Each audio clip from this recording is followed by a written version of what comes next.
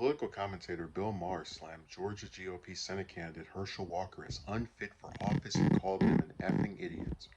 On his HBO show Real Time on Friday, Maher pointed to numerous statements Walker has made and reports about him that have come out that he said show why Walker should not be elected to the Senate.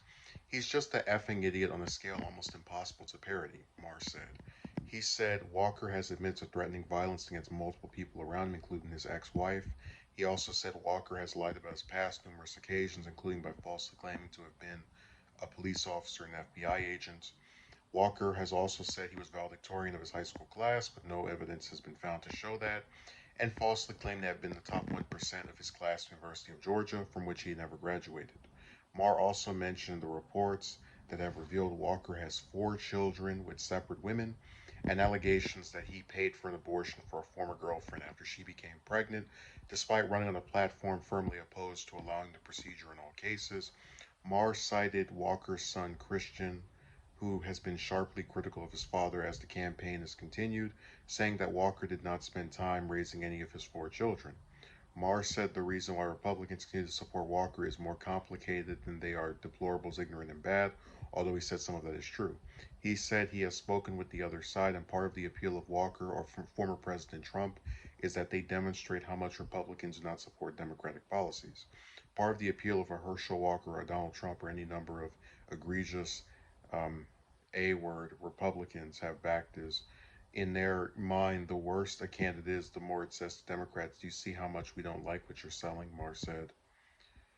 He said it's Republicans' view that literally anything would be better than socialism, identity politics, victimhood, and white self loathing. That's why you can be a really bad dude in Republican politics and it's not a deal breaker, he said. Maher said Democrats also think the other side is an existential threat, but they do not nominate sickos to make a point. So I haven't been keeping up with the Georgia Senate race as much as I probably should have. But a lot of it is because I just like I'm not the biggest fan of Warnock, and I feel like a lot of people who are supporting him are just backing him because the Republican is so much worse.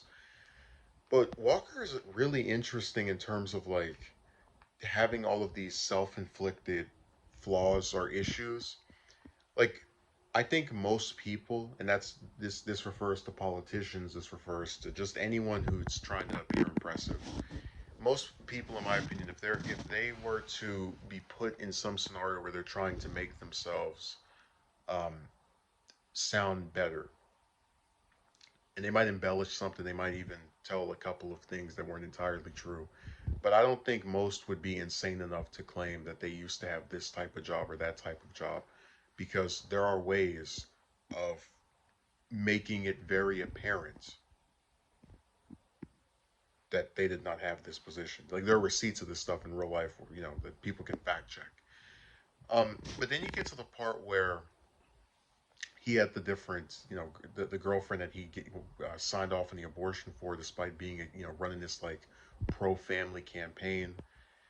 And that's hypocrisy. I guess what's interesting is that as much as the stuff that was jotting down, the article was jotting down, just proves that Walker is a liar. He's someone who makes things up. He's someone who's hypocritical. None of it really was policy based. Like by reading this article, the only thing I know about Walker is that he lies and he's against abortion despite having done it in the past. Which there are some people who are that way, where they did it in the past, they regret it, and now they want to make it to where nobody can have one. Not saying that's right. That's just that there are people that are like that.